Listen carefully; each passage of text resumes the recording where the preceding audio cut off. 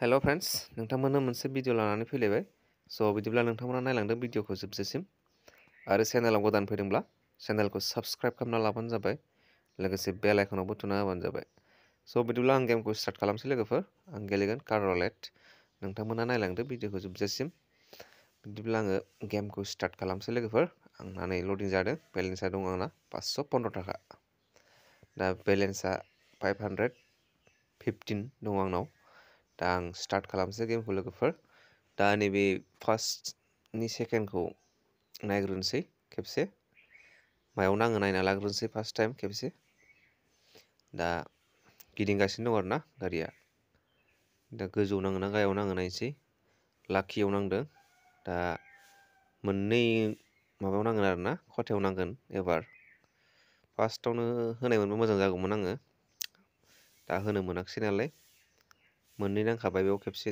गाहायाव नांदों मोननैबो दा नै बेसेबां मोनखो बेखौ देखायाखिसै नेटआ एसे स्ल' जादों आंना एबार आं होबाय स्टार्ट खालामबाय लोगोफोर नायलांबाय था गाहायाव मोनथाम होबाय ओमफ्राय गोजौआव मोनब्रै होबाय गाहायाव 30 20 होदों ओमफ्राय गोजौआव 20 ओमफ्राय 20 गोजा आरोना गोजौ लेभेलाव दा गाहाय लेभेलाव नाङो ना गोजौ लेभेलाव नाङो गोजौआव नांदों फार्स्ट टाइम लोगोफोर 10 गुनायाव नांदों 200 थाखा मोनदों बेयाव आंहा नै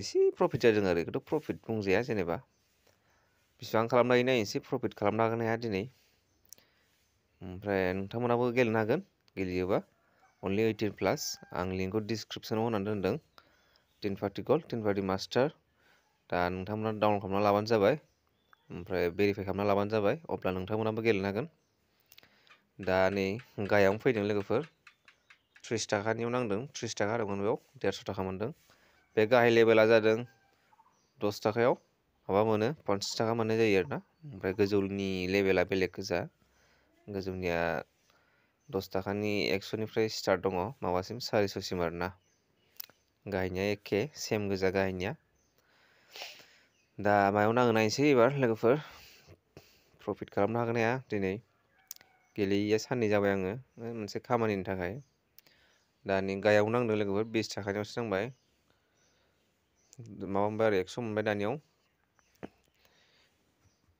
नायलांदो जोबजासिम भिडिअखौ प्रफिट खालामनो हागोन हाया बेसे मोननाय जायो नायनोसै दा एबार होबाय गाहायाव 30 20 होदों ओमफ्राय गोजौनियाव 20 30 20 बेबायदि होनाय जादों दा गोजौनियाव नांबा प्रफिट थागोन एसे दा गोजौनियाव नांबाय लोगोफोर 30 थाखानियाव नांदों माबा गुना होनो बेखौ 15 गुना 450 मोननाय जाबाय बेयाव बेबायदि नोंथांमोनाबो गेलेनानै प्रफिट खालामनो हागोन लोगोफोर आं लिंकखौ डिसक्रिपसनाव होनानै दोनदों बेवहाय थांनानै डाउनलड खालामना लाबानो जाबाय जायफ्रा दिनैसो नायदों गोदान फार्स्ट टाइम नोंथांमोनाबो प्रफिट खालामनो हागोन बेबायदिनो दा आं जेरै खालामदों नोंथांमोनाबो बेबायदिनो खालामनो हागोन दा नै खारलायबाय गारिया दा बबेयाव नाङो नायनोसै नै गाहायाव नांबाय 30 थाखानियावसो नांगौ लोगो 150 मोनगोन बेयाव 5 गुना 50 थाखा जायो नालाय मोनसेयाव माबायाव 10 थाखायाव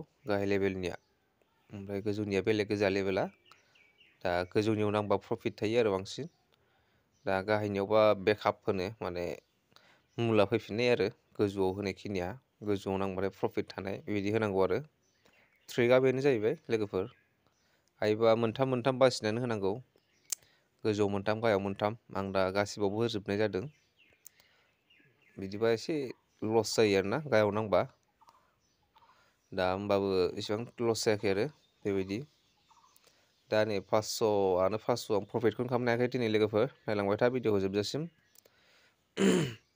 एसे प्रफिट जाबानो दोनगोन आङो फार्स्ट टाइमावनो प्रफिट जाखायो जाबाथाय एसे मोजांनो दा एसे नै भिडिअआबो एसे गोलाव जागोन बायदि मोनदां दिनै नायलांदो भिडिअखौ 300 400सो प्रफिट जाबानो दोनगोन आं नायदो भिडिअखौ जोबजासिम दा खालामनो हागोन ना हाया प्रफिटआथ' दाबो जायाखैनो इसेबां मानि गैयानो दा माबायानो मुलानो मुल जाना दं आरोना दा नायलांबाय था भिडिअखौ जोबजासिम लोगोफोर दा लस जायोना प्रफिट जायो नायलांबाय था बेलेन्सआ नैबे गाहायनियानो नोंथांमोन आं गाहायाव रेड कालारनि एर' होनानै दोनदोंना बेनो जाबाय आंनि बेलेन्स। नोंथांमोना बेखौ उइथड्रबो खालामनो हागोन, लोगोसे लोगो लोगो उइथड्रबो जाखायो इनस्टेन्ट। आरो आं नोंथांमोननो देखायबोगासिनो दङ मारै उइथड्र खालामो।